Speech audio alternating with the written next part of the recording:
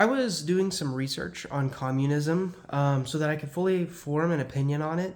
I've never actually looked into it to see what it is, and specifically, what I learned was communism is more of a set of ideas that are created by this person was called Karl Marx, and he had a bunch of ramblings. He had a bunch of writings, and someone else took all of his writings. I think after he passed away, it may have been while he was still alive, and compiled all those writings, those ideas, into a book called the Communist Manifesto. Manifesto kind of has a negative connotation, but anyways, there were these 10 main ideas that a country had to have in order to be a communist country, which would then become a utopia if it achieved all of these 10 pillars.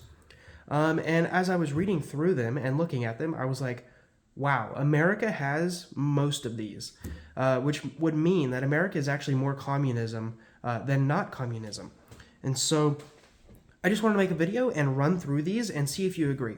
So the first one is abolition of private property. And when you think about that, you're like, oh, I'm an American citizen. I have private property. I can own things. Technically, the big one is land. If you don't pay property taxes on your land, the government will come and take it. And so that's kind of the argument against private property.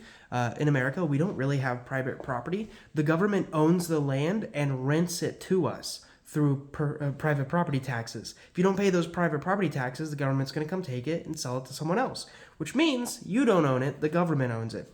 And that was kind of the first argument against the private property in the US. We don't really have it. I mean, we have things, but even still, when you own things, you got to put them somewhere. And that means on land, which is a place that then you pay rent to the government for having. Another one is eminent domain. I don't know if you know what eminent domain is, but the government can just come in and be like, we need just this land that you own. We need it for the safety of the country. And they take it and they'll pay you a fair price. And that fair price they'll basically come up with. So that means that we don't really have private property. If you were like, hey, you can't take that land. That's my land. I own it. And the government was like, well, it's for the safety of the citizens. We need it. You're either going to give it to us or we will bring a military in and take it from you. That means there's not private property in the United States. So that's number one. We definitely don't have private property in the US, at least under that argument.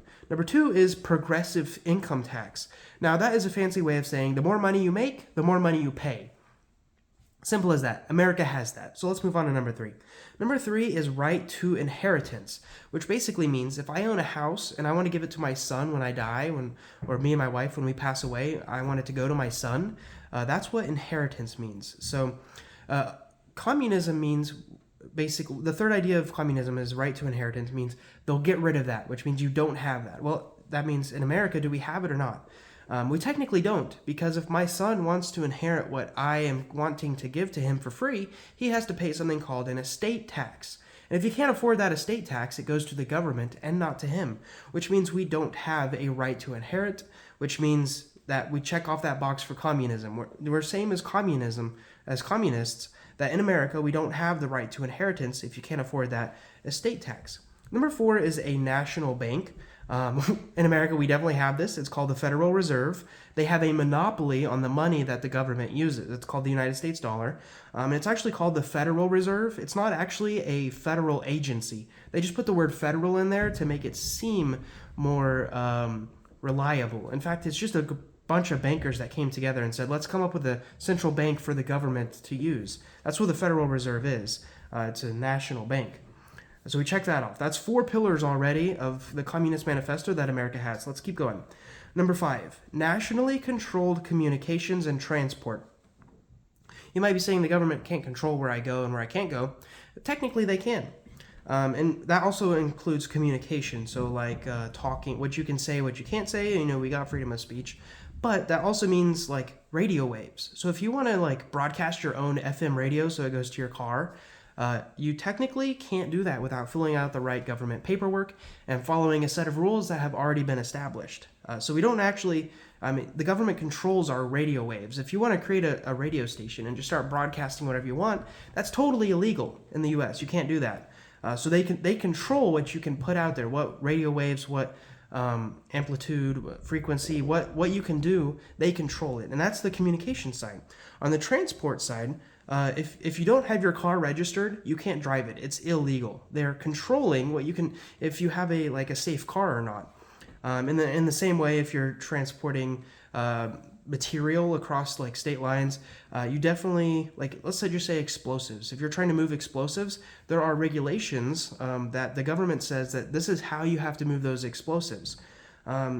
And that is definitely controlling transportation. Now, it's under the guise of security because I don't want someone passing me on the highway that's unsafe and has a bunch of explosives hanging out of their truck or whatever. But it means that we, America, check off this fifth box of nationally controlled communications and transport. Number 6 is free public education, paid by taxes. So again, we have public education. Number 7, this is kind of when we start, like, we don't really completely check these boxes, but we kind of have them. Number 7 is control. The government gets to control the means of productions. So they say we want more steel, we want a little less oil, which is a little controversial because we can kind of do that. But one of the big things that we can that came to mind when I thought of this was that there's a government thing called CRP, which is basically they say, hey, you got some farmland, we'll pay you money not to do anything with it. And you can speculate what the reasoning of that is, but it happens.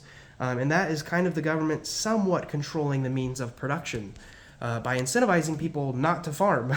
So anyways, that's number 7. Number 8 is a worker army. So they have a bunch of workers. I forget what they call them. We call them employees. And that also with number 7 is that everyone has the equal liability to work, so that, you know, an 18-year-old has the same amount of liability to work as a 60-year-old or someone who is, you know, has 5 kids, or someone who is maybe disabled. They all have equal liability to work under the eyes of the government. We kind of have that. We don't really, but if you don't work, you're not going to get paid and you can't feed yourself.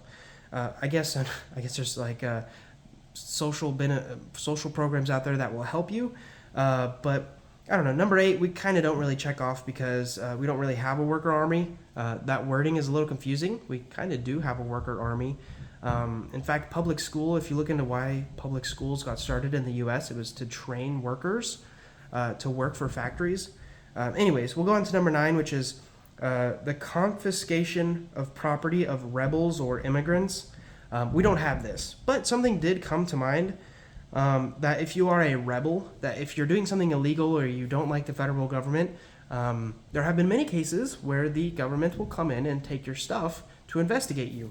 And that kind of checks this box. Not really, kind of.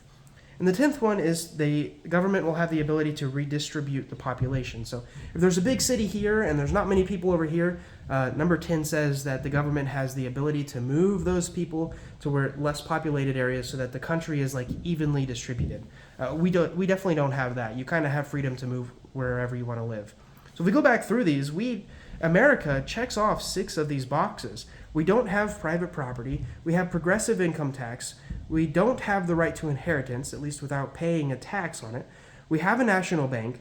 We have nationally controlled communications and transportation. And we have public education, free public education, and rather it's paid through by taxes. So 6 of those, America definitely has, and I would even argue Americans are proud that we have it. We're proud that we have public education. We're proud that we have a national bank. We're proud that, you know, you can't just drive down the highway with a bunch of TNT in your truck. So anyways, I got into this. I'm not saying any of these are right or wrong. I got into this because I wanted to understand what communism was from the mouth of the person that actually like came up with communism. And so I was looking into it and I was like, wow, America really checks off a lot of these boxes. They're kind of more communist than non-communist. So I just wanted to make a video, share some of those thoughts, some of those findings I had as I was researching this. I found it really interesting that America has quite a few communist characteristics, and you could almost argue that we are gaining more as time goes on. Just something to think about. Again, I'm not saying any one of these things are right or wrong. It's just doing my own research into what words mean, what communism really is, instead of just hearing about it from friends and family and other people on the internet. Actually looking into what the guy that came up with communism thought it should be to create this utopian society. So I was looking into it. I found something interesting, thought I'd share it. I'll see you later.